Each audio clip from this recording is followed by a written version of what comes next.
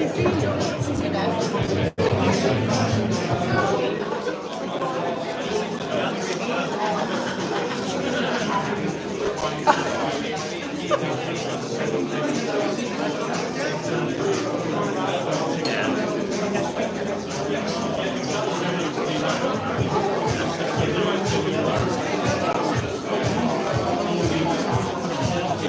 the picture of them.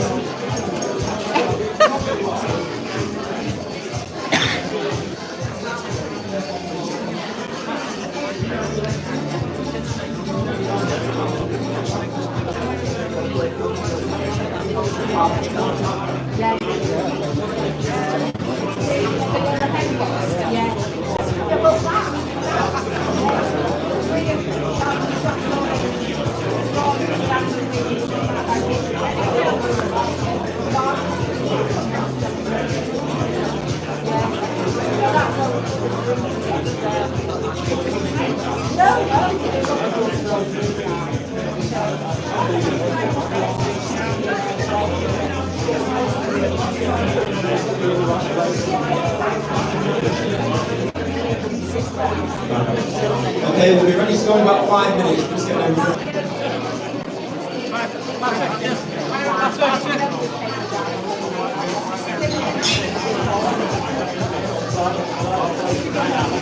You alright? Yeah, good.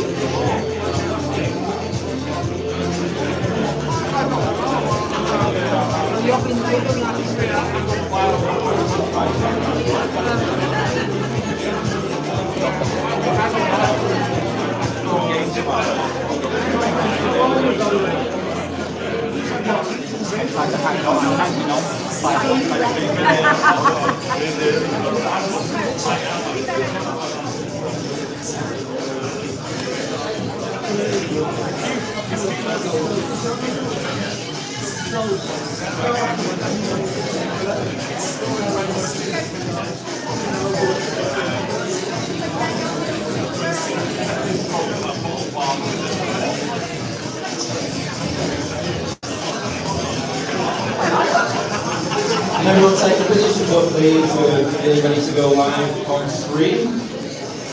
We are live on screen. Are we live on this?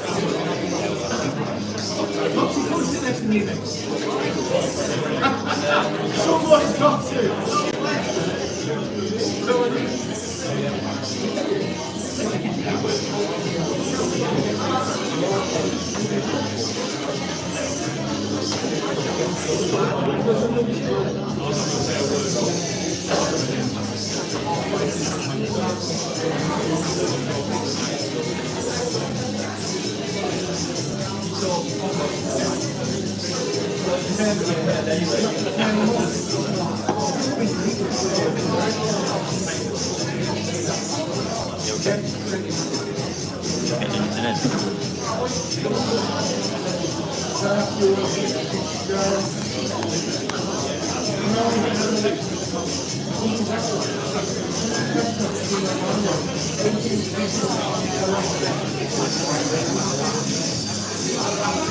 Where I start?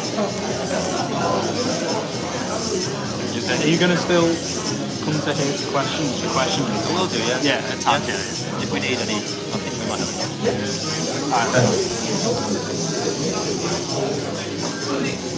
Okay, are we good to go?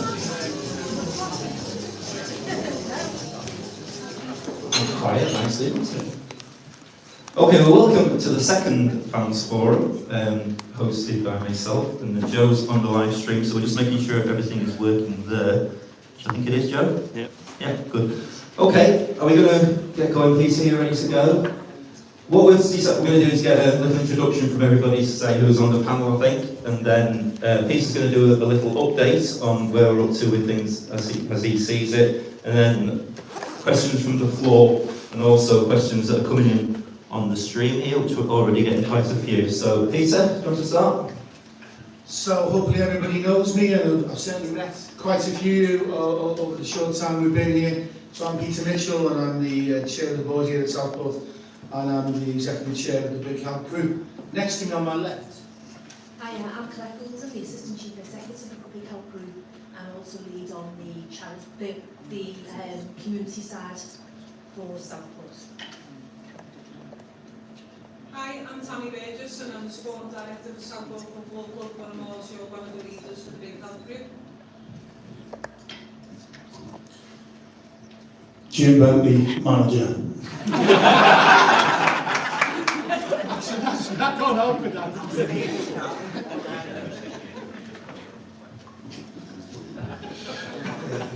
Jim's assistant. Lydia. Hello everyone, Lydia Davis, Director of Big Help Group. Steve Porter, Director, aka Potsy. Hi, I'm Joe Goulding, I'm Director of Southport, as well as being the Head of Recruitment Governance of Big Help Group. Hi, it's Mike Black and I'm the Commercial Director of Southport Football Club.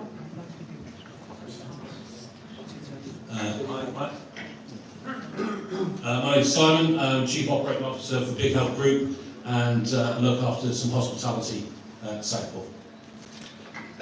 Thanks to everyone for coming, first of all. We've also got Liam down the other side, in case anyone wants to call him in for a question. And so it's great to be here. I promised you we'd have openness and transparency. And you know, when we get to the Q&A, there's no questions off limits. We'll answer anything that we can. I just wanted to give you some headlines. So I've had the previous year's accounts. So this is the accounts up to the end of June 2023. So last season's accounts.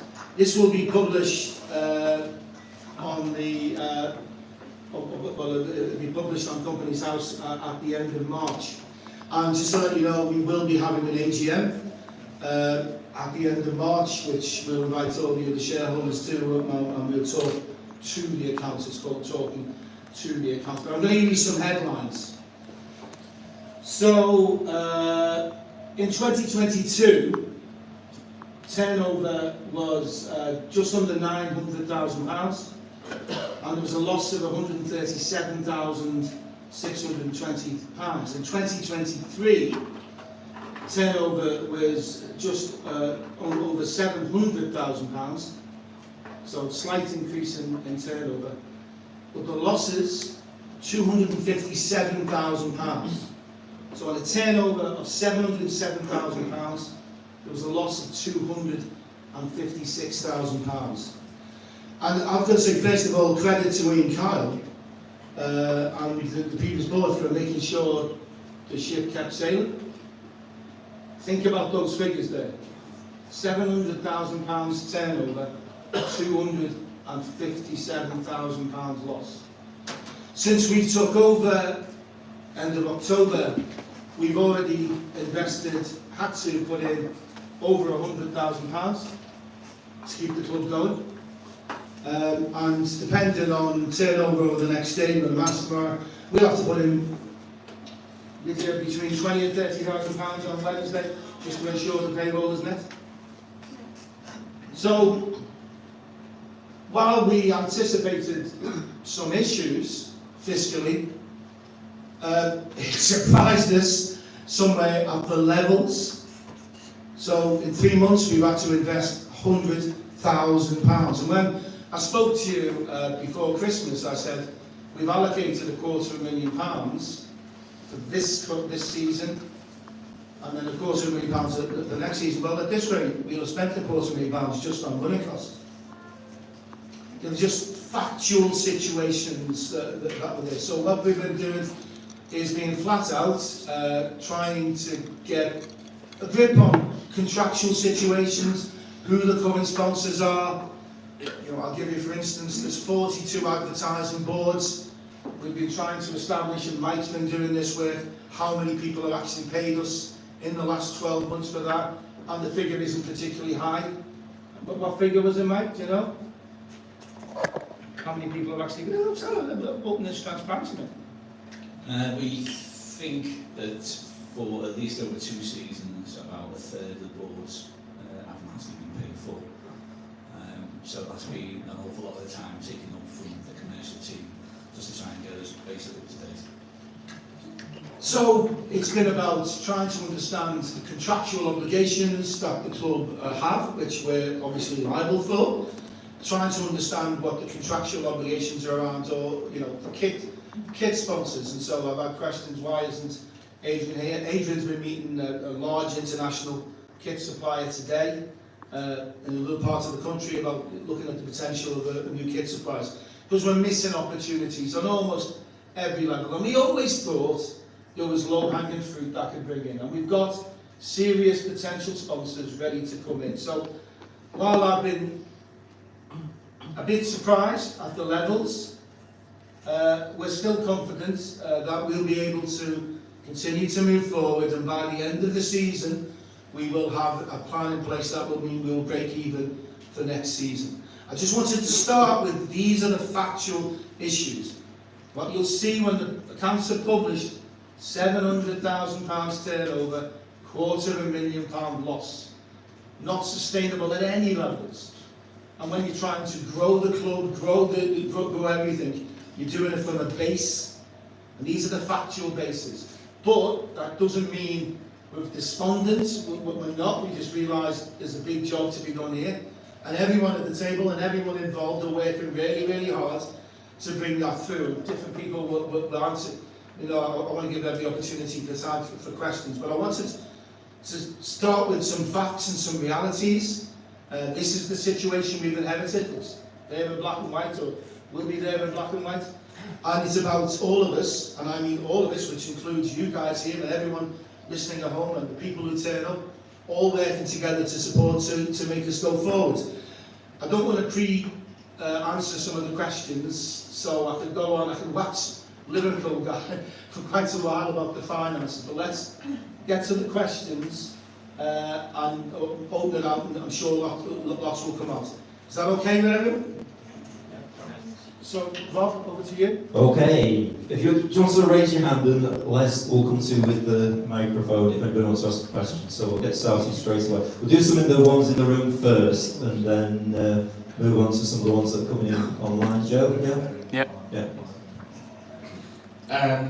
One of the things I look for on a match day experience, especially if it's going to other grounds in this league, is just a good match day experience. And I think Haygarth, and why maybe we're not getting as many people through the door, is the match day experience at Haygarth. I don't think, when you look at other grounds in this league, is up there. I think things like the beer queues are too long, the food queues are too long, and stuff like that. Issues with people who are queuing for food, and now we bought all the food and the drink all into one by the club. If you want to get some food and then you want a drink, you've got to queue twice, which is a bit, yeah. But one of the things I would say is, in regards to the beer queues, I know other grounds in this league have like a pass-out system, so you can take the stress out of that bar inside the ground, where you could hand someone a token, they could come around here and enter the bar here, get a pint at half time and then go back out.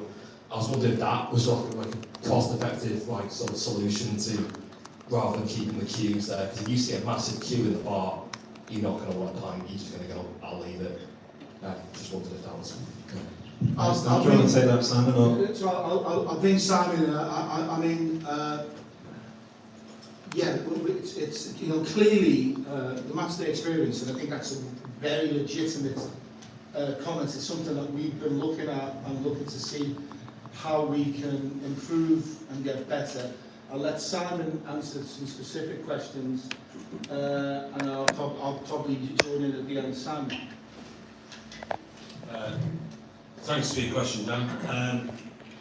I mean, one of the things that we've had to do is respond very quickly to the pitch side caterer deciding to leave without any notice at all.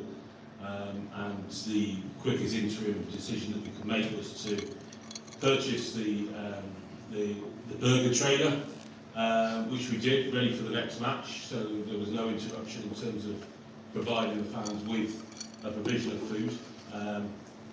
Despite my experience, I've never done catering at a football match, football venue before, and obviously understanding, you know, what fans exactly want, the quantities that we need, you know, and all those kind of other elements is a bit of a learning curve. And we've done, I think, 3 occasions now.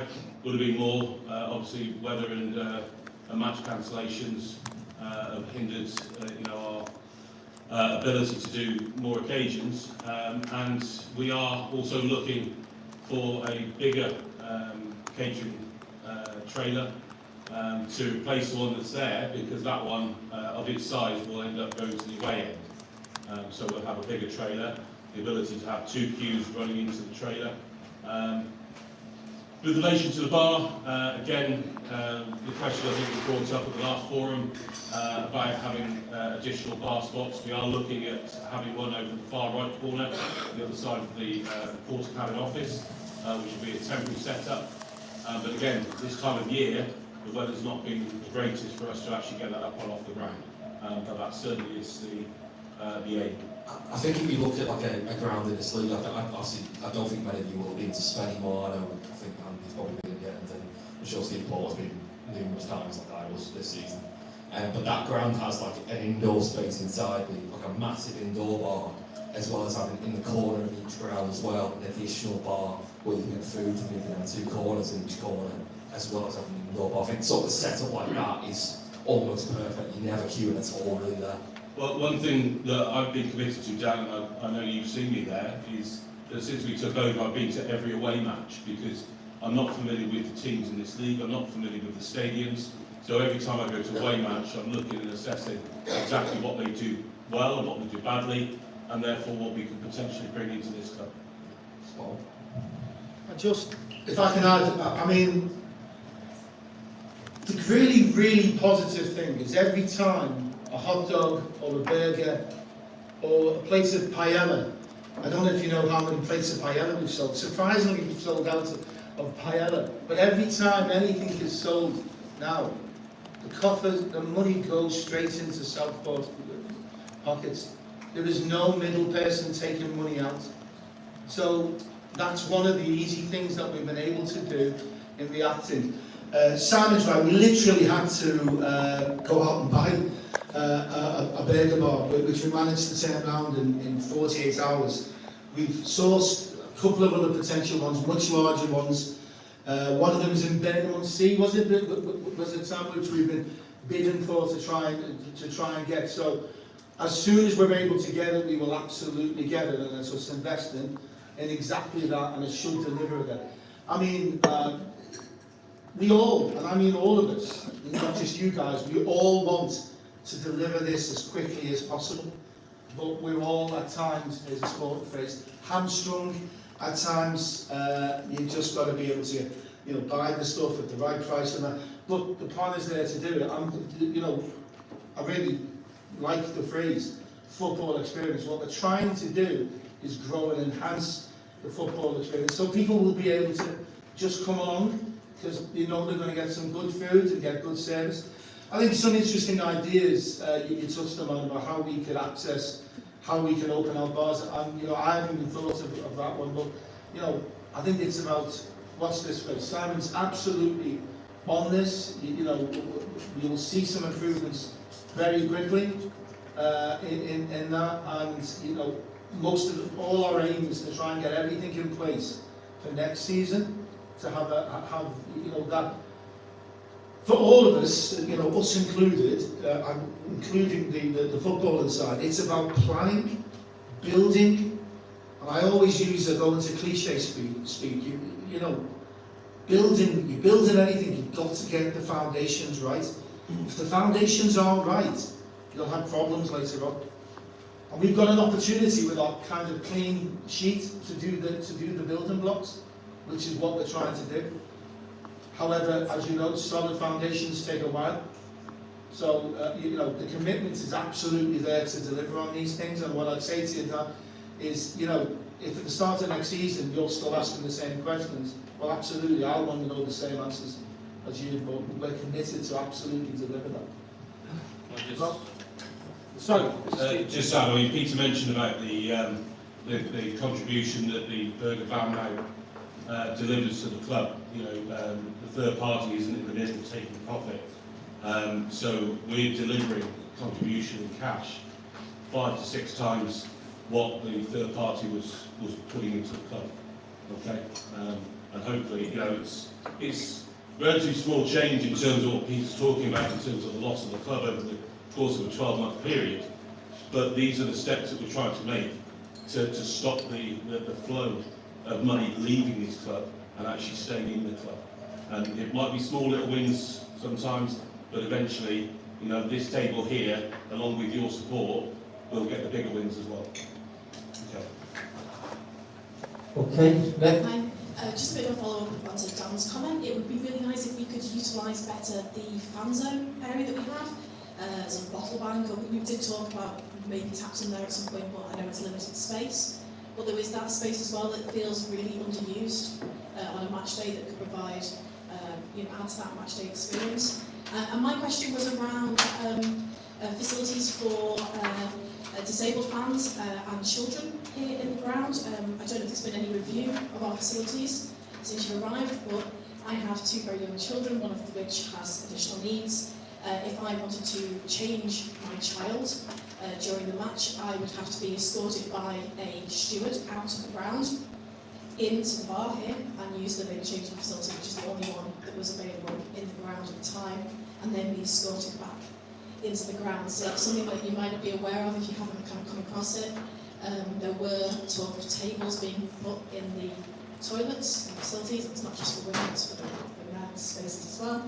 I just wanted to highlight that because that had been a bit of an issue that put off women and men that had dependent children and people with additional needs coming to the ground. Joe, a very good point, and I'll be perfectly honest, I've never personally had a look around and seen that. I've asked Colette to make a note. Let's have a look at that, see how we can address it. The question of the fan zone, do you know, it's a question we've been asking ourselves, and I absolutely agree, it's a much under-resourced, underused. Colette and Sammy have a wider vision for the fan zone, that we can make it more family friendly, make it more family, make it an almost family zone. My original thought was exactly what you said, make it a bottle bar, make it a... I think it's finding the right balance. You know, my colleagues are very strongly supportive that we should make the club more family friendly, more disabled friendly, more, you know, that way. And I think it's a balance between the two things. Just to come back as well, so I work for the Football Supporters Association. There is a lot of funding available out there for autism-friendly, there's a lot of funding available out there for autism-friendly spaces at the moment as well, which is something that would be nice to look at developing again, and you could have a multi-purpose space with that fan zone already in place, and it would just add an extra layer of potential funding for yourselves to utilise. So, in terms of what you talked about funding there, so we've got the Southport Foundation now, and we're actually in the process of introducing an inclusive hub, so that will be coming towards the club as well. Originally, the foundation, we were going to be stationed in Wright Street, is it called? Yeah, Wright Street, but we've decided to bring that back to the club as well, so the funding comes into the club and it supports the club also. So, like, again, watch this space, there's going to be an inclusive hub. before Easter, I think, because it's in the process, working with the Lancashire FA as well. Brilliant. Okay. Thanks, Tom. Can we take one that's going online, Peter, that follows on from what you were saying? In regards to the financial losses, why do you think we lost so much? What were we overspending on, and how do we decrease those losses whilst improving the match squad and match day experience? That's a big question, isn't it? Sorry about that. If there's not an answer, can you let me know? When the full accounts are published, everyone will be able to dissect and look at where the money was spent in that respect. The previous administration's accounts, so it's really difficult for me to comment on whether money was spent right or wrong. I do know, as I said right at the beginning, that Ian Kyle absolutely put his hand in his own pocket to ensure that this club was functioning and paying its way. What we've been able to do is look at those sort of things, almost bit by bit, to understand what we can save, where we can do things differently. So, income from sponsorship is clearly something that we believe very strongly we can increase. Income from use of the club. We've already seen an upsurge in bookings for the club for weddings, funerals, bar mitzvahs, and that sort of thing. Again, Colette will talk later about our plans for what we're going to have here in the 81 Lounge over the next 12 months. So, there is sponsorship, there is generating more income, there is getting more bums on seats. We want to encourage that, and we want to do more around that. So, the longer term plan is doing it. So, our plan is to reduce expenditure 15%-ish and increase revenue by 15%, and we believe by doing both those things we will actually have a break-even figure for next season, and that will allow us then to look at where the investments and how we support the team building, the squad building that the football committee is working on. So, do we think we've answered most of them there? Ish? It was a very deep question, wasn't it? I think the answer is, to everyone who's listening, is look, at the AGM we'll be able to go into more detail. Yeah. They'll be able to, in advance of the AGM, see the accounts, and you can ask any questions about those accounts at the AGM. And we'll attempt and try to answer them as honestly, but bear in mind they're not our accounts. It's the previous accounts. Thanks, Peter. One from the floor. Put your hand up and Les will run rapidly towards you. I hope. Nobody? Don't tell me what, thank you this evening, it's been lovely. You're not getting away, Daddy. Nick?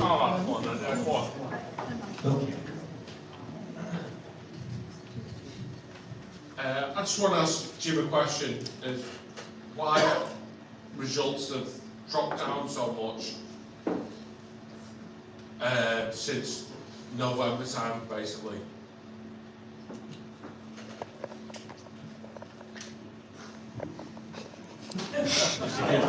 Silence? Right, so if you look at November, obviously you got managed the month of November, so it went really well. It was just what happened after that, December, yeah. So it can happen, we had a difficult spell. I think the injury to Declan Evans, who struck up a really good partnership with Harry Flowers, was a massive blow to us, and Adamanson getting his injury at the same time. So we had an issue with centre half. We're not blessed to carry loads of players in each position. And what we were doing really well, I think we just come away from it. And I mean doing the basics right. And I think if you look at the majority of the goals, apart from the great strike for Kersey against us in the away game, it all had an element of our bad play, which beforehand, and maybe in the last couple of games, we've got back to doing right. So we go to the last game, which seems about 4 months ago now. It's, you look at the back line, we took no chances, they cleared the lines, they did everything that we expected, and we kept a clean sheet and limited the opposition to not do much on our goal. If you look at the games that we lost, and some of them were heavy defeats, as I say, there was an element, you know, 5 minutes into a game, taking, you know, a touch, poor touch, and, you know, 3 versus 2 in the box and we're marking space and not men. I could pick the bones out of every game, or every goal in every game, and ultimately, we conceded too many goals at critical times. You know, we wanted to bounce back and we used the Kaizen game at home, and we 1-0 down after 5 minutes through a mistake from ourselves, which then puts that little bit of element of doubt in our mind, gives the opposition a shot in the arm. You can feel, you know, stood in that technical area, you get a feel for everything, and you can feel a little bit of negativity around the place, which is only understandable because everyone comes into the new year and wants to win and get going. And I think it was just you know, a few things like that that ultimately cost us those games. As I say, we were as well, you know, a couple of big defeats, Tamworth, Kaizen, you know, playoff sides or top of the table, but we didn't give ourselves a platform to do well in, because for me, more from our bad play more than the opposition's good play, so we just needed to get back to that, which I'm hoping we have done over the last couple of games. Yeah, I hope so. Could you also ask me, why did Mikey O'Neill not play in the last month of his loan? That, my personal opinion is he was one of our better players. Yeah, okay. Again, Mikey's on loan from, or was on loan from Preston. Careful what I say with regards to his future at Preston, but he's a lone player. Yeah, he done quite well at times. You know, you'll see him on a Saturday or a Tuesday. We'll be able to see him every other time training. We go away myself and Andy, look up the games and see, you know, what he does well, what he doesn't do well, and yeah, you know, there's a bit of potential there, etc. I thought Mikey could only play in one position, being perfectly honest. I'm not saying something to you that I wouldn't say to him, because ultimately, when you play 4-4-2, which we did do in the last game, Mikey doesn't fit into any of the front positions. He's an out-and-out number 10. I want a certain way with me number 10, which he showed at times, and we tried to develop that in him, and he showed it at times, but probably not on as much a regular basis than what we would have wanted. Plus, we brought Luke Burgess into the club, who can play in a 10. I think Luke's not, well, I think he has now, but to start with, he had a bit of an injury, had an illness, his wife's pregnant, he's down to play one game, his missus, you know, he comes to the ground, and the next thing he had a phone call, and had to whiz off to hospital, so we had to change the team sheet, etc. But over the last couple of games, I think you can see what a quality player he is. He come on against Gloucester and totally changed the game. You know, again, we can get all the stats and things like that. He had the ball 20 times, he kept the ball 20 times. He was, you know, a real good substitute that played a part as getting a valuable points. And in the last game alone, he was good as well. So I think Luke can play off either side or in the number 10, so he's a little bit more adaptable than Mikey. Right. He's our player. And, you know, we've been playing 4-4-2 with Bennett and Carver up front, so again, I don't really like having lone players on the bench. Ultimately, when lone players come in, they should really be playing. The clubs that they come from want you to play them. Yeah. And I think if you're putting a lone player, bringing them in and putting them on the bench, I don't think it's right. So we've got to look at the future. You know, Mikey might move on to another club, you know, from Preston, you know, so they might have different plans, and ultimately we're trying to build something. We've got our own players in the building, Josh Amari, Luke Burgess, different ways of playing, so ultimately I don't think it was going to be value for money, so to speak. Okay, thanks very much. Cheers. No problem. Yeah, we've got a question coming online. I think this is directed towards Peter or maybe Mike. What are the priorities in terms of achieving the goal of 2,000? Do we have plans to use email marketing and the likes of monthly poster advertising upcoming games in local businesses? It's both of you. Joe, do you want to take that first? Yeah, by all means, yeah. I can certainly speak to the email marketing and the poster campaigns that the question references. As part of our first 100-day plan, I think developing a comprehensive marketing strategy was a key element of that. As we're approaching kind of the conclusion of the 100th day, I think the marketing strategy that me and my team are working on is fairly comprehensive. I think it's important to pay tribute to the media teams such as Joe and Julia. Obviously we can improve and build upon the work that you guys have put in already. We've got some marketing assets that we hope to promote through local businesses. And email marketing is definitely something that will be incorporated into that strategy. Mike, anything to add? Yeah, in addition to that, obviously we've been working very well with the team. But what we've been trying to do is look to try and increase the quality of the material that we actually produce for the club. So at present we've got a brochure being designed, and that should be coming through in the next couple of weeks or so. In line with that, we have the posters, we have leaflets. We did our big campaign that was going to go out this month, and probably just a month late, because again, as Peter said, we was a little bit behind on the commercial side of things, trying to catch up on things that we didn't really know about, but now we have. So there will be a very big push in February, and that includes posters, brochures, leaflets. Also the networking club that we have, the business club, is really, really good at the moment, and that's spreading the word throughout the business community of Southport as well, that we want them to get involved in the club. That's been a really big success as well. Tammy wants to add something. This is just from the foundation side of things, and we've got the apprentices in the foundation now, and we've also got Scott Bloodle, who couldn't be here this evening. The foundation are going to help to drive that, like, getting people into the club more. So we're working with schools, which we've hit most schools in Southport now. We've got a partner organisation, Social Value Housing, who has given us sponsorship to purchase tickets so we can get more school members to come in and stuff like that. We've also got the apprentices going out to local businesses to see how we can engage with them and maybe put advertisements up at them as well. I think that shouldn't be underestimated. We've been able to bring in sponsorship, so 100 tickets every single game are being given out to the community, to community associations and schools, and the idea is that we'll try and bring people along and bring them along and enjoy it, and then maybe next time they'll come along.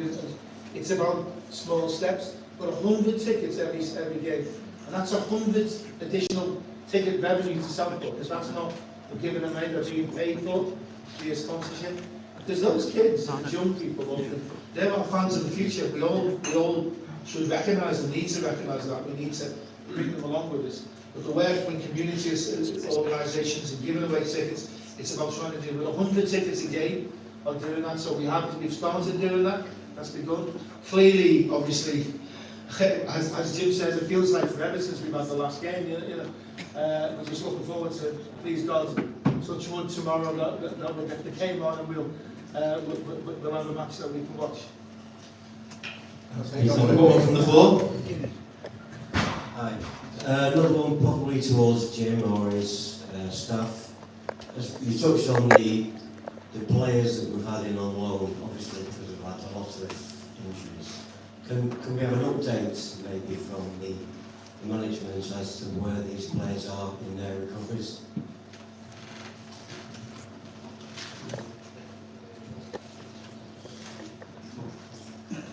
Yeah, okay. So Joe March is back in full-time training. He was going to be involved in the Bay Cup game. Obviously, he's been out a long time. So we'll assess him. Obviously, we've got to manage him right. It was a nightmare with him last time because we had the friendly boot when I first come to the club. He should have been involved in that on the night, and in the warm-up he broke down. He went away, had an operation this time. He's come back, so I think he's been on probably since April, I think it is, yeah.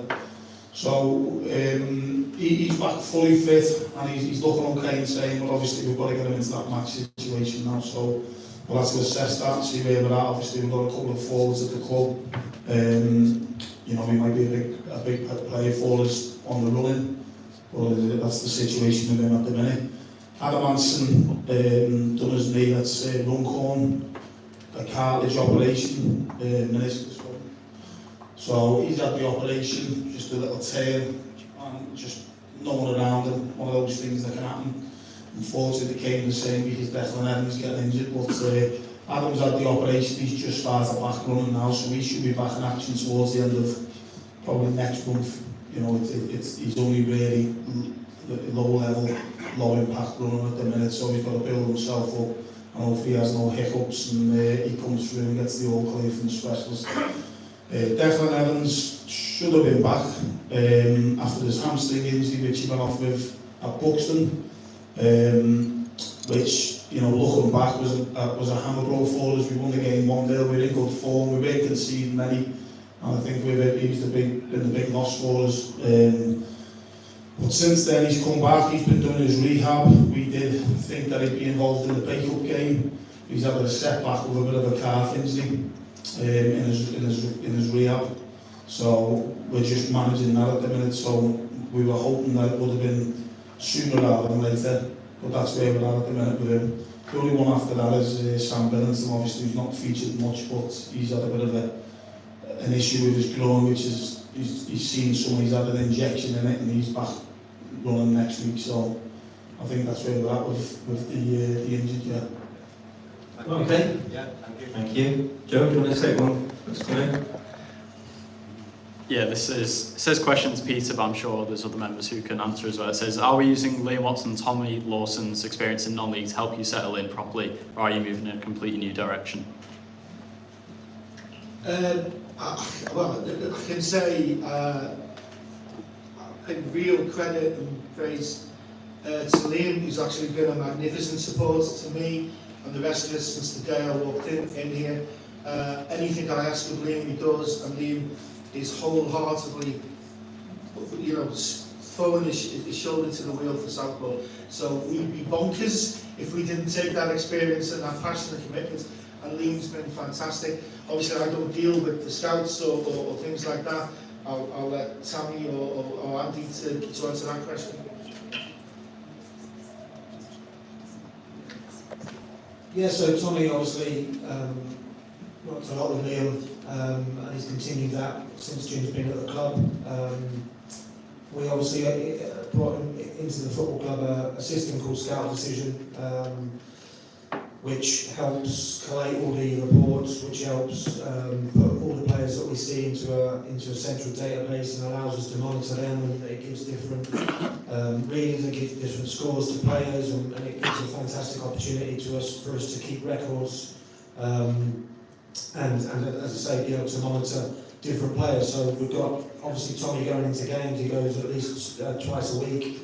Jim speaks to him regularly, I've spoken to him a number of occasions, and he puts in probably double figures worth of reports every week that go onto that Scout Decision system. So absolutely, we're utilising him. We've brought in another full-time scout in Lewis Craig, who is more Manchester based and is able to cover that area. So between Lewis and Tommy, and then obviously we've had a lot of games not been on recently, myself and Jim and David Morgan and Simon Beswick have been out to watch games as well. So yeah, we're obviously using the utilities that we've got at the football club, and obviously Liam and Tommy are big parts of that, and an important part of our recruitment process. I suppose just to add to that, you said, oh, we're going in a new direction. It's a question about going in a new direction. When we came in, everybody said to me, when are we going to sign Jim up on a longer term contract? When are we going to sign Jim up to a longer term contract? We absolutely made that a priority, and I was delighted when Jim signed his longer term extension to the contract. Why? Because we all believed the manager of the month for November was the right choice, not just for November, but for the next 2.5 years. That's what we believed. And when I go back to the building blocks again, so having Jim, having Tammy, having Andy, it's about building for the future. It's about bringing the right players in that will take this club, this team on the pitch to improve. And you can't do it overnight. We all know that. Everyone in this room, everyone listening online, we're all experts, aren't we? We're all experts. We all know. We all know what's best. We can pick every team, we can do it. Actually, what I've got to do, and this is going to surprise you, I can be a bit hands-on at times. This is going to surprise you.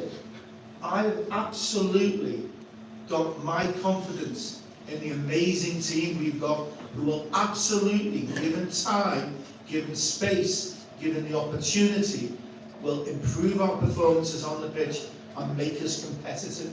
And what we've all got to do is have a bit of patience, a bit of support, and be able to move forward in that way. And Liam is an absolutely key part of that, and he knows it.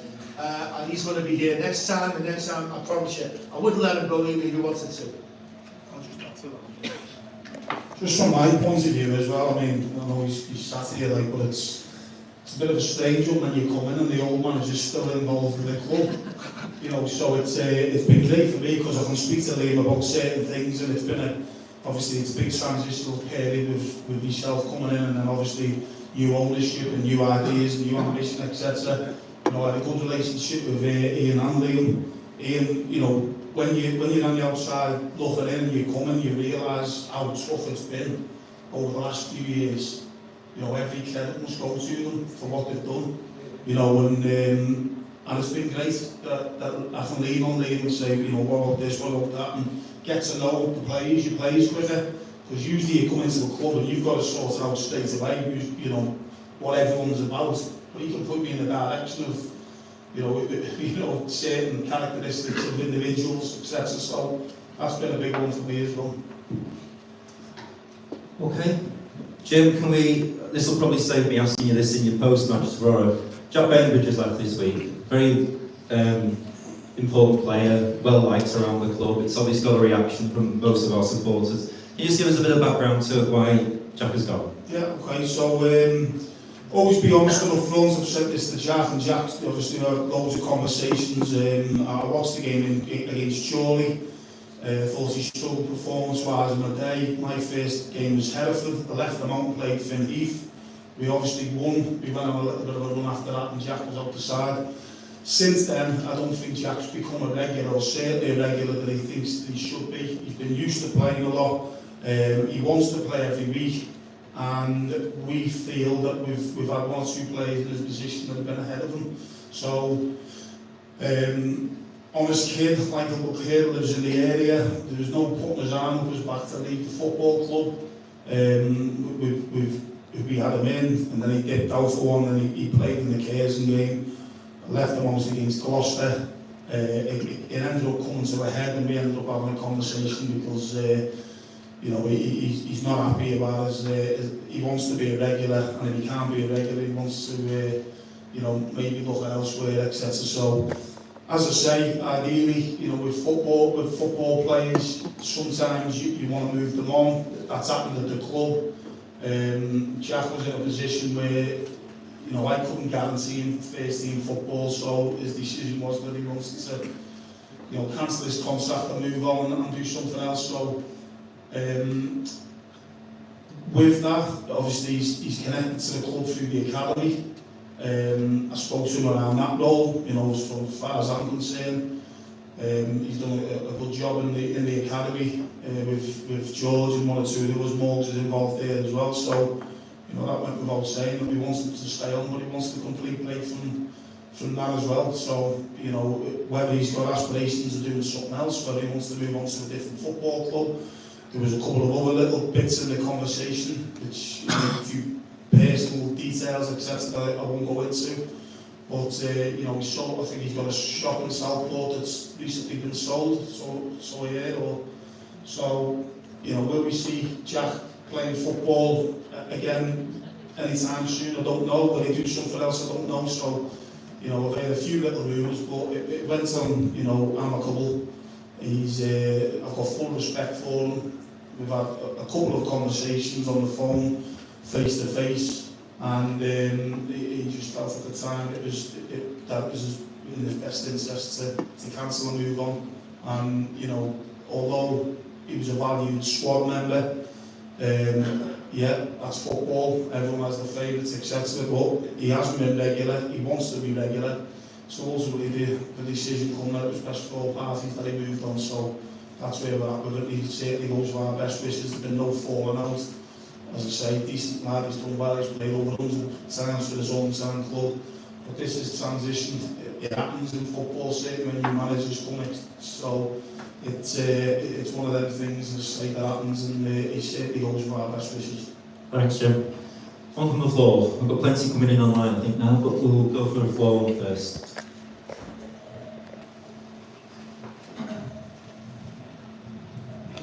Hi, good evening, it's John. I just want to ask, are there any more volunteer opportunities if I get a spur day or a spur full day to come and volunteer at the club to help out, not just match days. When I get Yes. Can I answer that? Hiya, John. Yes, there will be plenty of volunteering opportunities. You can't play centre half, can you, John? There will be plenty of volunteering opportunities, both, as you said, during the week and on match day. And then before you go, John, if you give your details, we will back your hand off. Anybody else who wants to join me as well? Anybody, yeah? That's a shout out if anybody else wants to become a volunteer. Just give us your details and we'll take it from there. Thanks. Thanks, Clyde. Snap them up quick. Anyone from the floor? Do another one from the floor. Dan? I think it was great. I can't remember who talked tonight about the marketing plan and all that sort of stuff. Like I go around these sort of, I'm one of them annoying people who goes to all these away games. We never get. Yeah, you never get. You would never hear me. There's never been any panic for another pitch or anything like that. I think I went around Banbury a few years ago and I saw like a really good poster with all the fixtures on. You could scan like a QR code which led to the tickets and all that stuff. I mean, that's probably something that's in the plan, so that'd be good to hear. I just wondered, coming away from that, all these stuff that you mentioned, all the improvements that you mentioned about like the inclusion and all this sort of stuff, is there a way like we can put online, like a month by month, this is what the plan is for this month, this is what the plan is for this month, and then that gives fans maybe a bit more sort of clarity of when things are going to be done or when things are happening. Tammy first and then Joe. So in terms of the inclusive hub and the things that are attached to the foundation, they will be advertised and it'll have its own website, it will have its own social medias. Even though it's attached to the club, it will be a separate entity as well, so it'll be easy to follow. Once we've got all them up and running, it'll be shared throughout all the contacts we've got, but to follow the stuff that the foundation do, it'll be absolutely easy to follow and it will be updated daily rather than weekly or monthly. Joe, did you want to add? Yeah, I'll have to hold my hands up, I've not been to back up myself. But we have designed something very similar to what you've described there. We want to get out as soon as we go, but obviously we fix the cancellations, we want to wait to see when rescheduled dates will be confirmed. But we've got it there if you He was in every pub, if somebody in Banbury, he gave one to every single pub and all that's just so that, yeah, I would have. Okay, do you want to do an online one, Joe? Just come in then. Any updates on the status of the changing rooms and the rest of the stadium? Yes, so we have engaged a firm of architects whose name completely escapes me, but I will let Rob know who they are. And they've already been out and putting together some preliminary drawings. We've also met with Sefton Council to have an initial conversation about it, because clearly these need planning permission, and they're very keen to support us on it, and so we're going to do some pre-planning with them. I'm always, I never want to come to a group like this and say, here's our plans, what do you think of them? I want to come to you with literally, here's our ideas, what do you think of them? Do you want to help us shape them? Do you want to help us do? So I don't want to present you with fait accompli. So our plan is, and that touches on what Dan was just talking about.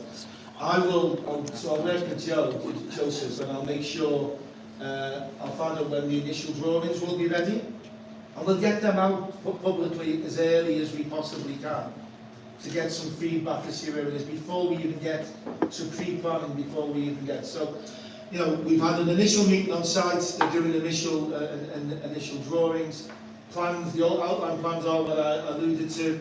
It's a block, probably to the left of where we're sitting now, which would be potentially 2 stories. But this is open to a conversation, and also open to planning. And we have obviously changing rooms on the ground floor and some offices / corporate, on the upper floor. So that's where we are on that one, and as soon as I get even outline drawings, we'll share them with everyone to see.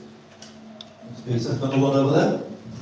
Yeah, this is one for Jim. I've not seen. I was at Wednesday Prestwich Hayes the other week. Prestwich Hayes scored with 10 minutes to go, celebrating the goal. Captain comes over, go down at every opportunity, waste time. And I think we lack leadership on the pitch. I don't think we're dirty, horrible enough. So somebody can make a note of that, we're not dirty and horrible enough. I'm sure we can improve this, guys. It's been recorded, this remember.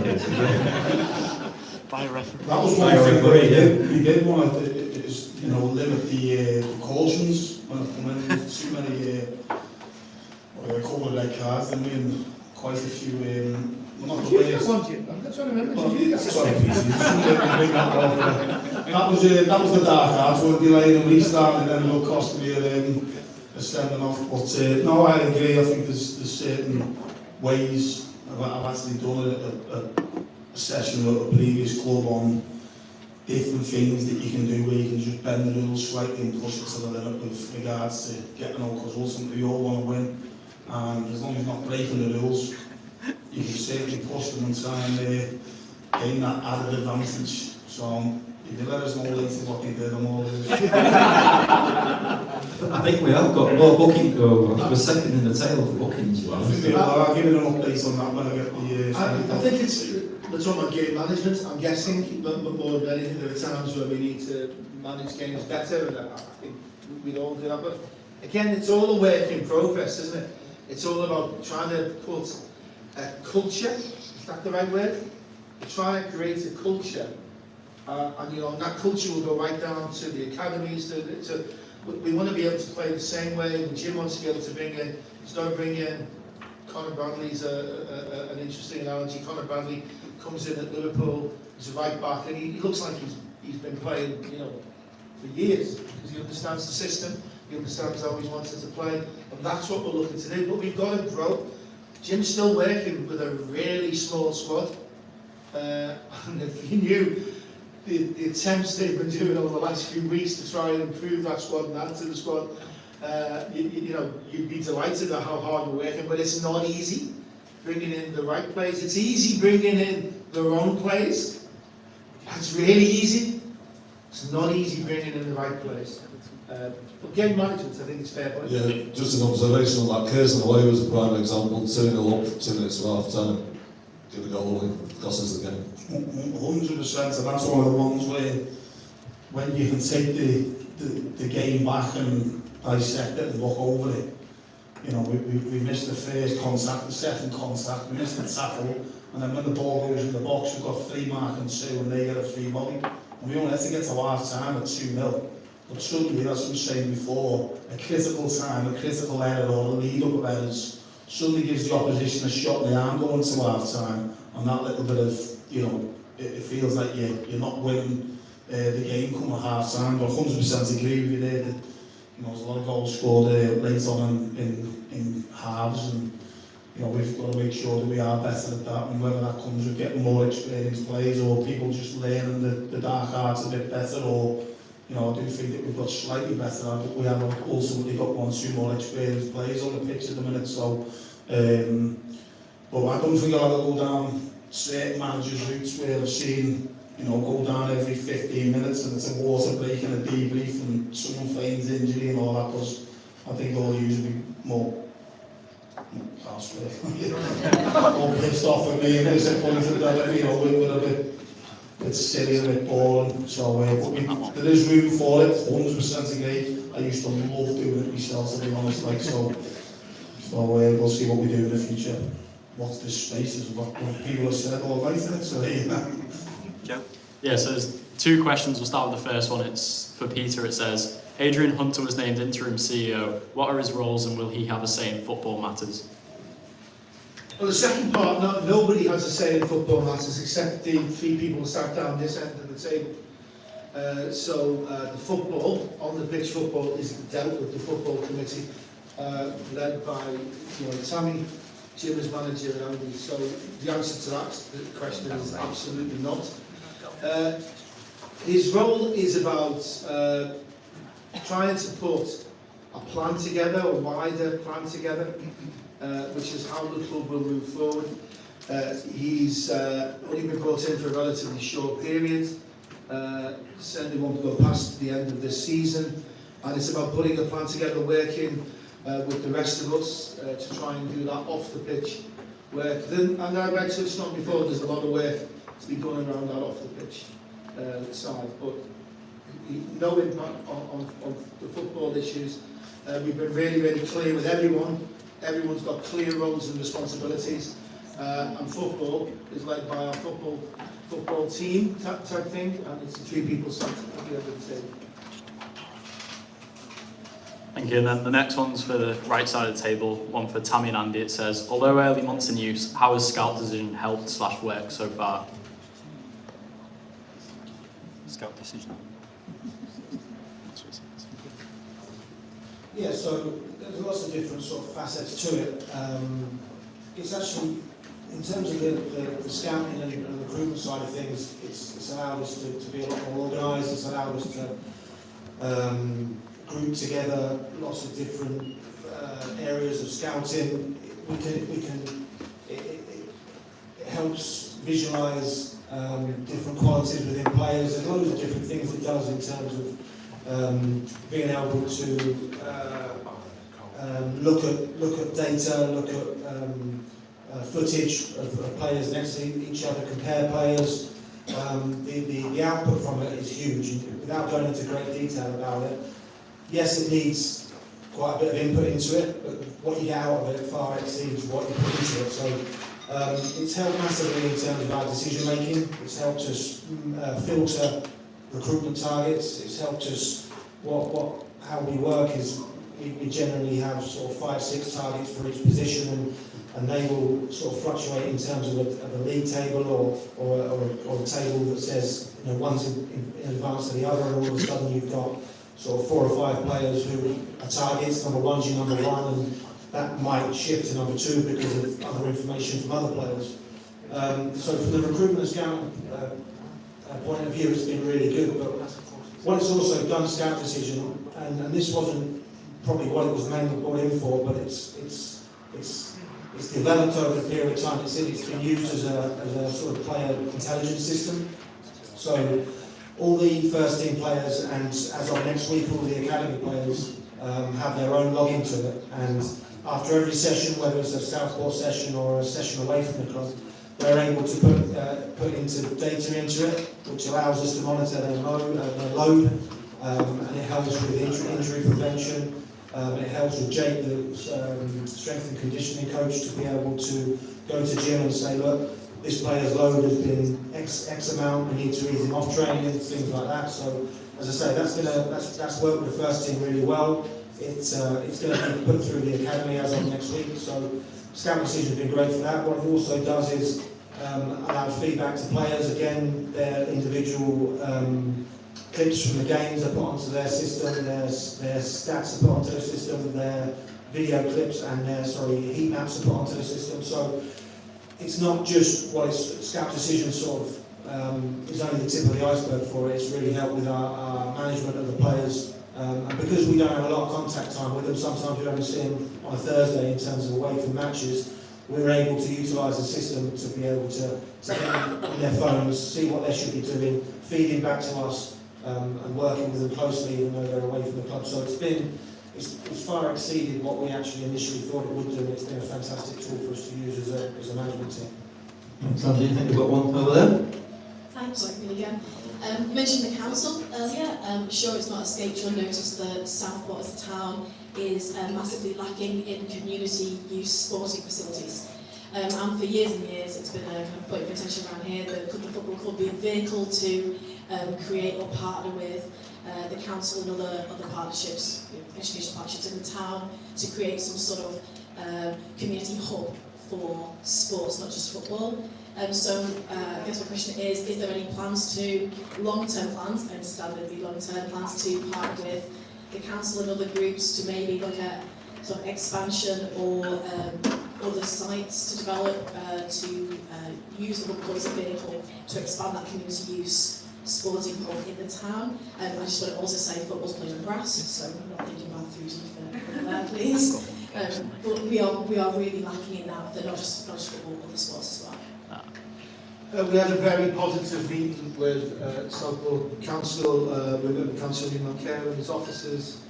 And that subject did absolutely come up, and how keen we are being agreed to work with them and have conversations, which we've already initiated with Mel's Cochran, but also KT5, see if there's any additional land that they have that could be utilised. There's also separate conversations we're having with West Lancs Council as well around some of the potential land that they've got that they would like us to help partner with and develop that exact thing. And Tammy, you know, we'd be passionate about how we can engage with you know, the communities at that community level. So it's very much watch this space, but there's a positive reaction. They absolutely want to work with us, and they recognise how important Southport as a club is, you know, to the town. You know what I mean? So I was really, you know, really pleased with the meeting and how they, you know, how it went, and I think there's a lot of positive things to come from that. So as a follow-up to that, then I suppose that would kind of lead into where we are with the academy. Could you give us a bit of an update on the academy situation and how things are developing there, and kind of future plans, or the short-term future plans for the academy? Tom. Okay, so Christ the King is our partners of the academy. The academy is an education tool, basically. So it's the difference between an academy, other Cat 1s, 2s and 3 clubs is they offer an A level to the clubs. I personally, as the sporting director, don't see the academy as an academy, an elite performing academy. It's an educational setting. So yeah, we have had a few players come to train with them, which is fantastic, but we need to up our game, working with them to bring more potential coming through Christ the King School and sort of engaging with more elite players to make it an elite academy. We've met with Christ the King, we've had really good meetings with them moving forward.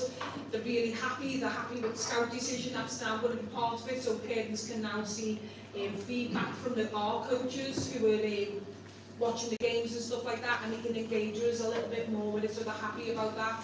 Again, it's in that transition stage. You know, Jack leaving's being massive, and he's going to step over to support that side of it while Jack's away. We need to sort of look around ratio of players and stuff like that. We absolutely want to grow it. We see the partnership as crucial. It brings revenue into the club also, which is very important, but we need to make it a little bit more elitist so that we can start bringing players through the academy and into our first team.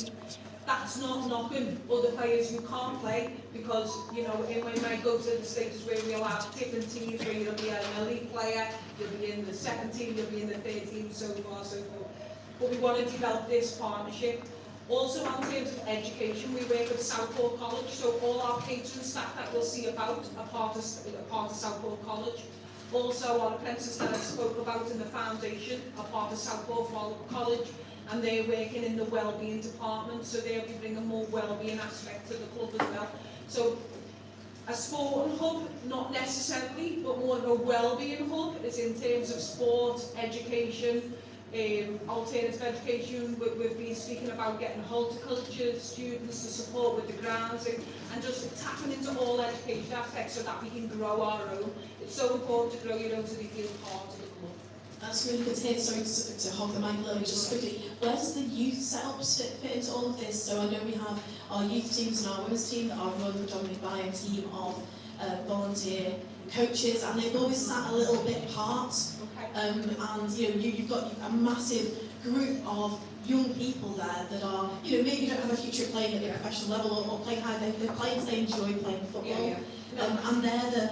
I think maybe there was a little bit of a disconnect in not tapping into that big family that could be part of this club, make me feel part of the club. I agree with that, and you know, that's a piece of work myself. There's that many clubs, teams, young players and stuff like that. The women's team is absolutely attached to the club. Again, that's another piece of work. Noel's a massive part of that. We've gone away now, and it's sort of like trying to find the right person for the job. We had Willie Donaghy come in, we thought he was going to do a good job, but unfortunately personal circumstances didn't allow that to happen. The women's team are actually on a Christmas night out tonight because some of them are going to come. But in terms of what the club does, and I've had this meeting with the girls, so it's not like talking behind the backs or not like that. This Southport Football Club is the only club at this level and 2 levels above in women's football where the players don't pay to play. We financially support them. Yes, they should play on the pitch more, but that's due to circumstances of weather and stuff like that, and we are going to engage with them to do so. But right now, it's in a transition stage of moving away from being a social aspect and more of a professional outfit. Not leaving players behind, we want them to be part of it, but it's getting the right coaches in to support them moving forward. In terms of the community teams, there's a lot of community teams. I personally think they sit under the foundation side of it, so we can tap into education again for the coaches, get them on the level 1, get them on the level 2, get them on the level 3. As a club, we might not necessarily be able to do that, but as a foundation, that's something we could possibly fund to support the coaches moving forward. So it's just trying to get the right fit for everywhere, and here's a strategic plan that is nearly ready to be completed and sent out to everyone, but we have to do consultation with the community teams. I've done the consultation with the women's team, and I think we're moving in the right direction, slowly but surely, but with the community teams we do need to do a little bit more consultation. Yeah, it'd be nice just to be a little bit less disparate and everyone be brought in with a real family feel about it. Yeah, so that's really good to hear that you've got all of that right. Yeah, so we've got 115 people watching now, so there's quite a few questions coming in. One is saying, after the first few months at the club, what is each board member's priority within their role? Exactly, that's the individuals. You have to remember that obviously we've got Jim and Andy who are here full time essentially. Everyone else at the table has another job, has another day job, at least one, sometimes 2 or 3. And so that's the kind of beauty of us bringing a group structure towards the table. And I suppose everyone should be clear what everyone's priority is. So as you already know, Tammy is leading on the football side, but she's also our Director of Health and Wellbeing, and she leads all health and wellbeing activities across the wider group. Colette, do you want to talk about what you do? Okay, so since we've taken over, I'd say there are a number of priorities. One is obviously success on the pitch. That's why we're all here. In order to do that, then we need to bring money in to the club, and that's through the bar, the venues we set outside, and utilising this room more.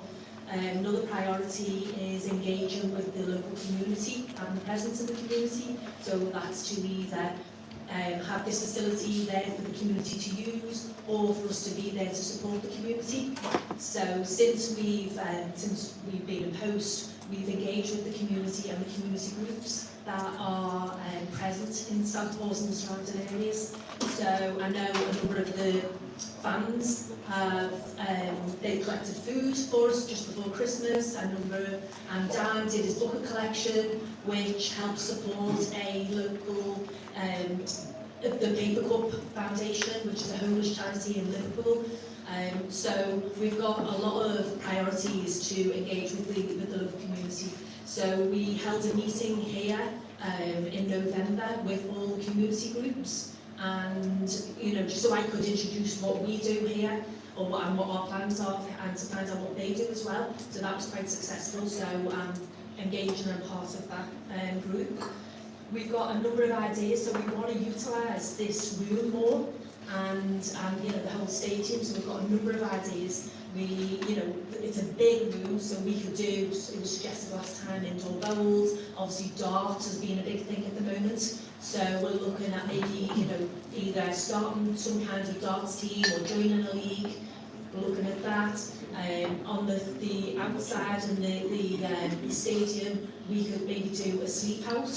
If anyone's interested, and we could do that one night and raise funds for homeless charities. We've got a blank canvas. We can do anything that we really want to do. So if anyone's got any ideas, we've got obviously seasonal. We've got Valentine's Day coming up.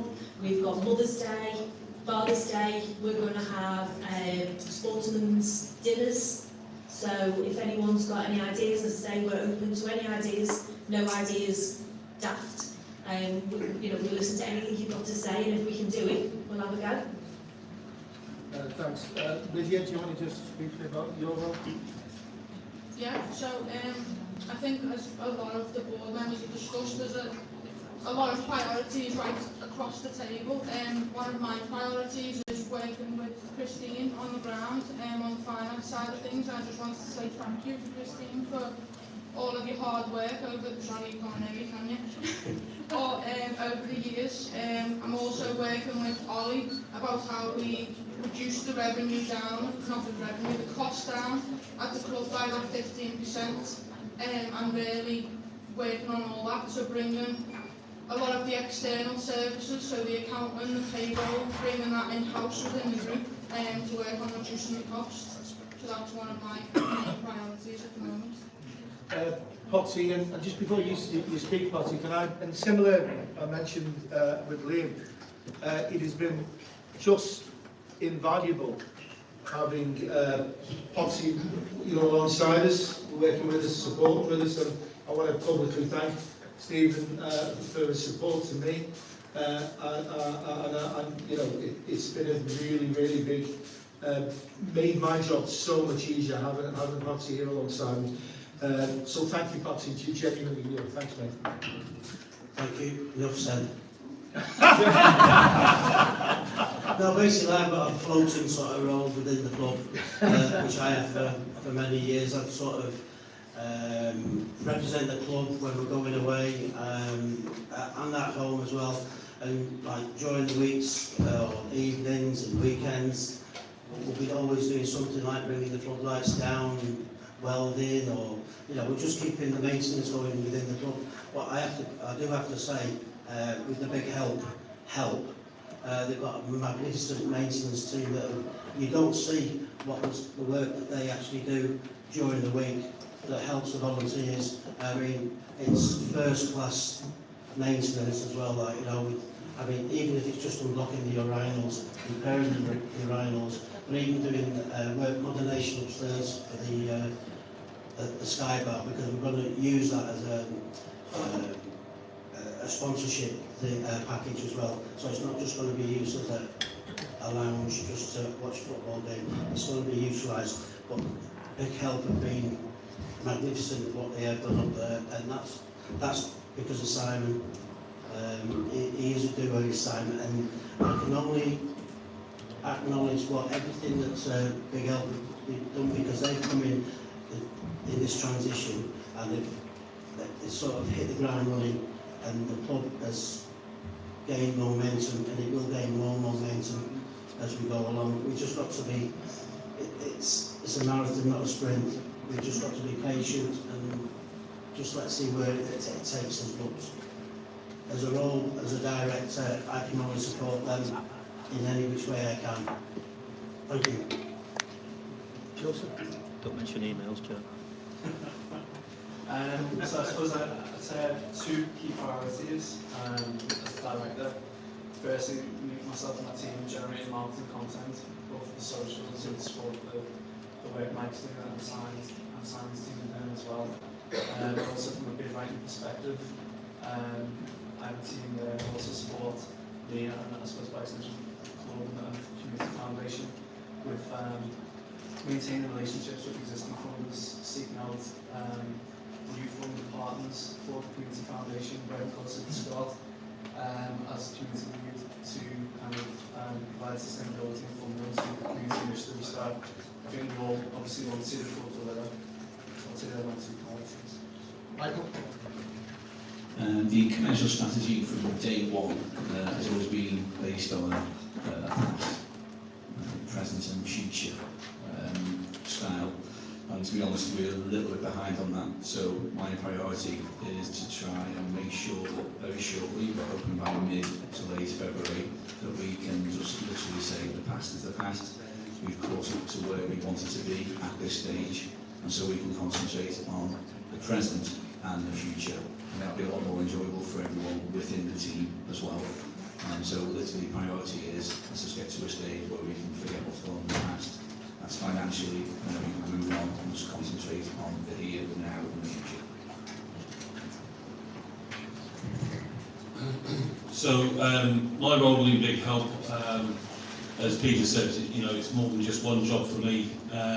So I oversee our food project, which includes Knowlton Food Bank and our food clubs. Food clubs is something that we want to introduce up in Southport on match days, but that will certainly be a little bit further into the future.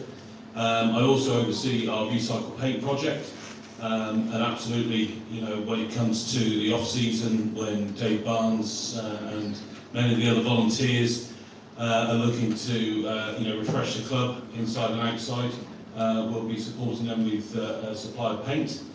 I also oversee a project over in North Wales, supporting people in homeless situations. But my priority for Southport, because of my background, is the hospitality. And as I said before, obviously we found ourselves in a situation where we needed to provide a very quick turnaround on the burger vans, the pitch-side catering, which we've done, but that will develop and evolve through the rest of this season and into next season, as will the provision of additional bar spots around the ground, as we've said before. But it's about making you know, the whole club, whether it's the bar, whether it's the lounge, but it needs to be profitable for us. It needs to be available, you know, not just on match days, but non-match days as well. That's a big opportunity. But it's about bringing money into the club and keeping it into the club. So one of the other areas that I look after with big help is our academy, which we've touched on before as well in relation to our apprentice team. It's our apprentice team that now provides the pre-match meal for our players on a Saturday just before lunchtime. It's also our apprentices that provide the service in the burger van. And going forward, we're looking at our academy and our apprentices to provide some of the catering on non-match day events as well. And this is all about, you know, making sure that the money that this club generates on match days and non-match days, you know, remains within the club. You know, this is not big help taking out, this is big help helping the club forward. And those profits will remain and get reinvested into providing a better service and, as Dan said, you know, ultimately a better match day experience, you know, for the fans. Thank you all for that. I don't think we need to ask Jim what his role is, do we? No, we don't, Jim. No. In-house. Hello. Let's put my question into the context of Peter's opening comments about the financial situation, but also on the back of what Mike and Sarah have just spoken so positively about, looking forward to the future. But asked the question earlier, it might have been seen as a negative question, but given all the positive initiatives that are taking place and that are planned for the future, I'd like to ask how key is promotion to the National League to our plans? What sort of, how much of a factor is that in future sustainability? Or indeed, just to flip that around, is an existence in the National League even viable for Southport? Peter? I'll come back to the second part of the question in a minute. The first part is, listen, everyone in the room, everyone online, everyone who comes to the game is a football fan. Everybody wants to see Southport do well on the pitch. So that is a key component in everything. Because the more success we are on the pitch, the more people will come through the door, the more people will spend at the bar, will buy burgers. It becomes a self-fulfilling prophecy. So absolutely we've been committed, and we've said all along that that is a key part of what we're doing. We have not done this just to stand still near the bottom of this division. So we want promotion. We are all aware, and refer you to the answers I gave earlier, we've got to do this in a step-by-step, sustainable way. So we're not Wrexham, you know, we're not going to come and chuck stupid money at things, because there's no sustainability there. There isn't, we all know that. However, there is the opportunity to build, and I think I spoke at the last meeting, it was 10 years almost to the day, when Luton had been playing Southport in the same league. And if you don't dream, how can dreams come true? on a question from a business scenario, do you know what? I've not scheduled, we've not done any cost effective of how much it will cost us up there, how much we need. That's not taken into account. My challenge to the football team, the football committee is make us competitive. Make us competitive. Does that mean we've got to get promotion next year? No. But you know what? Do I really want us to be competitive next year? Yeah, I really want. They all believe we can be competitive next year. I think, for me, we're 2 promotions away from the Football League, which is almost a nirvana. It is the people who can remember back to the days of '77 and whatever. And there are loads of fans who can't just speak to them all the time, and most of them seem to say they were here on the days and stuff like that. You know, that's the nirvana, that's the promised land. But why can't we aspire to that? But it isn't necessarily if we get there we'll raise that much. I think if we're successful on the pitch, if we're competitive on the pitch, target 2,000 is achievable at the top end of this division. For certain games, we've all seen it. We've all been here. We were here for the Chester game. What was the attendance at Chester? Was it 1835? Sorry? 1835. There you go. 1,800 people for the Chester game. This can be achieved if we're successful on the pitch. So I think success on the pitch becomes a driver off the pitch, both from a corporate point of view, but most of all for us as fans. We want to see the success on the pitch. And one of the longest journeys back from a match I've ever had was the journey back over the Peak District from Chesterfield after we got shunked 6-0. And there was a miserable 6-1. Sorry, I forgot. Yeah. It was a miserable night. It was a miserable because we're human beings. It's an emotional thing. It's football. It's tribal. It's tribal. Sometimes it's not rational. We all know it's not rational. At times, you know, Dan, the lads who travel all over the place, and it's not rational. However, the hope, it's not despair. We can deal with despair. Hope is the most important thing. And you know what? Sometimes it's the hope that gets you every time, isn't it? It's not the despair. It's the hope.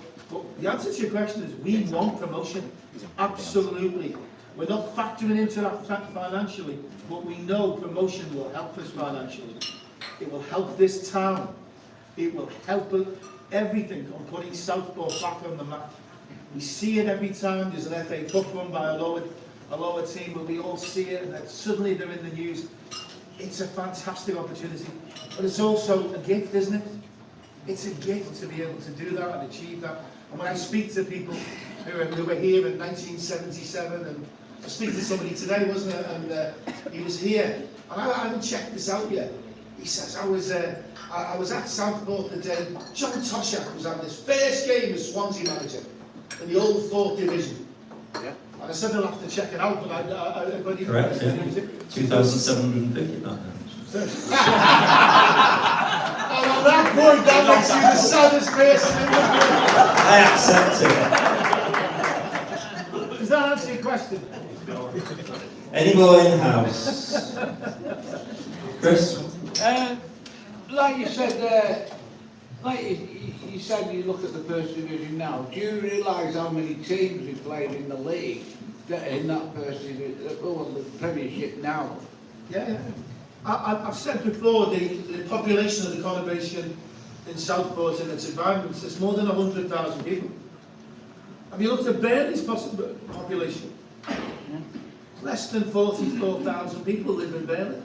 They're a Premier League club. I'm going to annoy Andy. How big's Luton, Andy?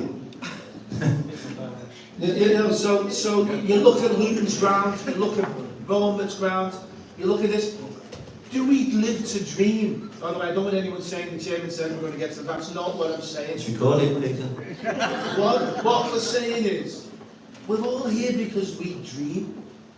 We dream. And sometimes quite literally, isn't it? We dream. And if you don't dream, what's the point in being here? What's the point in turning up on that cold, wet, windy, you know, Tuesday evening, because usually Tuesday evenings are cold, wet and windy, isn't it? You know? And that wind whips in, let me tell you. I said from the start I wouldn't hide in the Sky Lounge. I felt like it the other week, I can tell you, the wind was whipping in. But we come because we dream.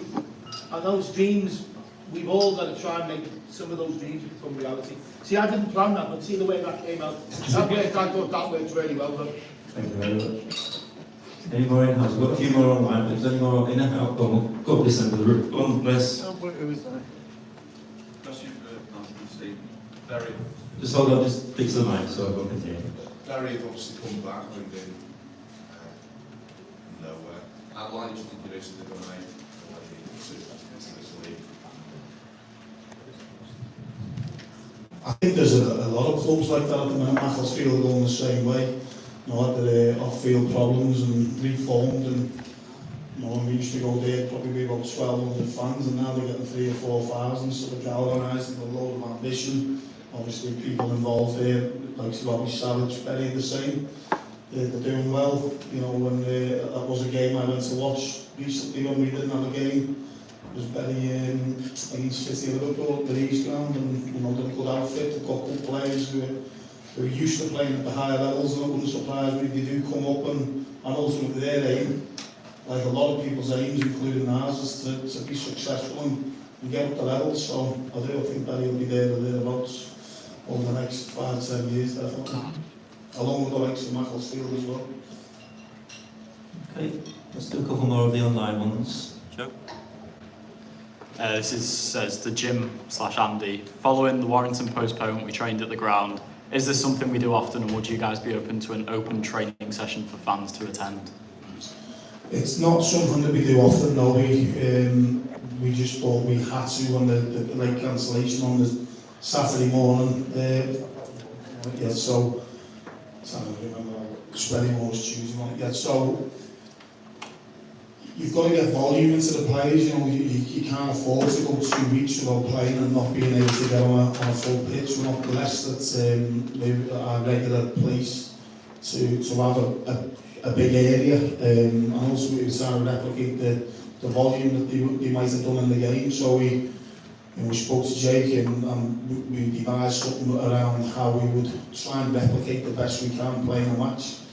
Obviously our pitch was in a lot better condition than what Warrington's was, so we used the opportunity, and I'm glad that we did, because I see a lot of clubs and speaking to other people because of the weather just nipped into the gym for an hour, and I don't think you get the same stuff out. So we're pleased that what we did on that, on that Saturday on the pitch. Yeah, I think it was massive for us leading into Tuesday's game. And then obviously the next storm coming on Tuesday, and then we went from frozen pitch Saturday to waterlogged pitch Tuesday. So we then, again going back to the scout decision, we took the decision after what we did on the Saturday to tell the lads, because it's travelling and obviously they've been working and the winds were up, and we've got a duty of care to the players travelling, into training at the JMO in Sken, which is, we'll have lanes are quite wide open and windy at the best of times. So we asked them to do their own thing, and again we devised them something to try and replicate again, the volume that we wanted to try and keep us on top of our fitness levels with missing the games that we have done recently. So we're pleased with the last couple of days. We trained last night, we trained well last night. So hopefully with the training we've done is great. But going back to your other question, I've been used to it in the past. Open training sessions, obviously it'll be an evening one. I think it's positive. It's a little opportunity for the kids to come and get photographs and autographs and things like that. And the ones I've been involved in usually generate a bit of positivity. So 100% for me. Yeah. So can I ask Tommy to look at organising that and publicising that and getting that out? It's a good idea. Something that we'll do. And then this one says, a question of Peter. After reviewing the financial figures and surprising you, has this impacted in the signings initially and longer-term visions for the club to what you initially thought? Absolutely not. On the questions of signings, again, Tammy, Jim, Andy, well, I hope confirm. I've only ever tried to be supportive on signing. Absolutely every player they've suggested, the football committee has suggested to me, we supported. It's about getting the right players in, but let's ask them. So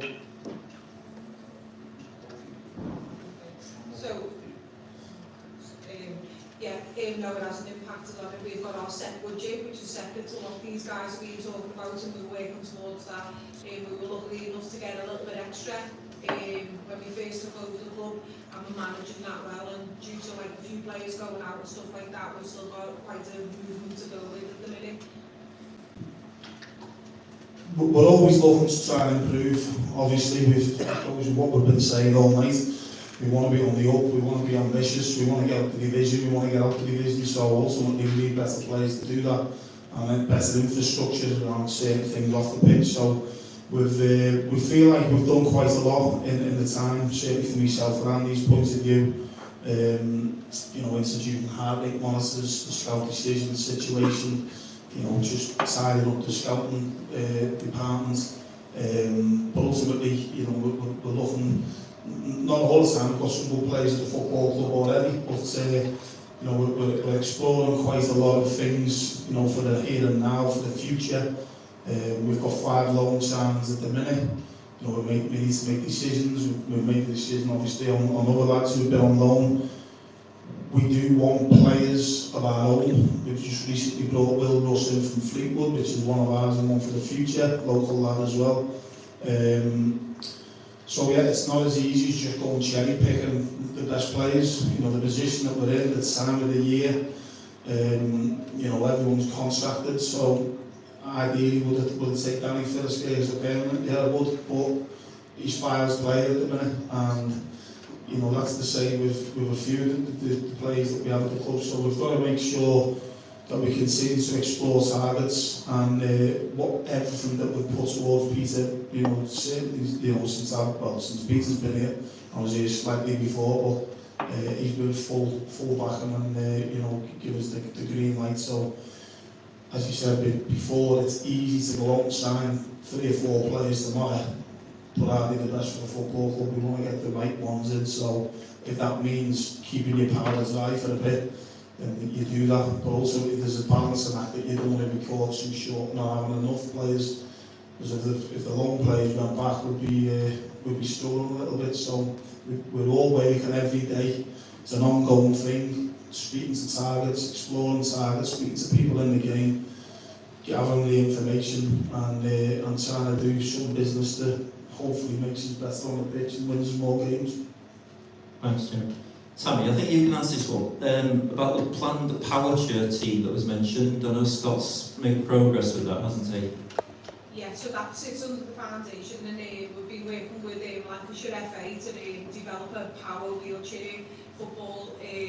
With the funding's being raised now, we're just waiting for it to come in, and we're working again with the Power Wheelchair Federation, and we'll be hosting that as Southport Football Club and having our own team moving forward, and competing in different competitions. That will be part of the inclusive football as well, so it's more of a bigger picture to it, not just the power wheelchair. Sorry. Any more from the floor? Been quiet, Dan, that's not like you. That's 14 questions. There's only 14. Anybody got any more? Right, do you want to sum up, Peter? Yeah, my colleague Paul Banks has texted me something, because it was about the conversation, do we aspire, do we want to do more? And he's texted me something that says there are 3 rules. If you don't go after what you want, you'll never have it. If you don't ask, the answer will always be no. And if you don't step forward, you will remain in the same place. And I think we've all got to aspire to move forward. We can be disappointed at this or that. The reality is I can't change the past. None of us have that power. It'd be a great gift, wouldn't it? None of us can change it. What we can all do is influence the future. And if we all have the right positive attitude, if the football committee are committed, and they are, and you know what, it's great to work with them. They're so committed, they're so hard. The passion in this club, with the fans, with you guys, with everyone who turns up. You know, I like the lads. I love the drum and the jacket. I love the lads over there. They turn up, they shout, they make the noise, they bang the drum. And we need to encourage banging the drum, whether it's physical or metaphorical. We need to keep banging the drum. So, I'll finish with one last thing. And people, unfortunately, online will be sadly disappointed because the drinks are on me at the bar. But can we just finish on one football one? Just coming, this is for you, Jim. What has been the highlight of your spell so far with us? Go on, Nasty. Struggling. We've had a couple, haven't we, to be honest. Kingsley, first win was good, Hereford. Kingsley away, 4-0 up at half time. The late goal of Bishop Stortford. What else? Manager of the month. November. Who, sorry? For November. November, yeah. Yeah, Hamish dancing on the touchline. That was a good one. I was going with Hamish dancing. That's the last kick of the game, the one against Gloucester. So thankfully there's been a few, but you know, that's all there. For the future, and hopefully there's many more starts and whatever. But if I had to pick one, go on. I don't know. Just remember I'd probably say Hereford. It was that important to get your first win, and I felt good, and that was a good one, yeah, and we were up and running. Well, hopefully we'll have many more. Peter, I'm sure we'll have future forums going forward. So the next thing we'll look forward to is the AGM, which we'll have a formal AGM at the end of March, and then we'll have another forum towards the end of the season, and certainly prior to the pre-season. We need to talk about, I know Liam's working with them, about the pre-season fixtures, etc., etc. We need to get that information, get it all sorted and get it out to and where we're going to do from a bit of a pre-season tour. So again, we'll get the information out as soon as it's finalised, as soon as it's done. Okay. Well, thank you all for your time tonight. It's great to be a full house to come. Thanks to everybody that's coming here. Thanks to I think we got up to about 121 was the peak online, so it's not bad going. So thank you all. I'm sure the panel is still going to be around for the next half hour or so. Just come and have a chat to them. And remember,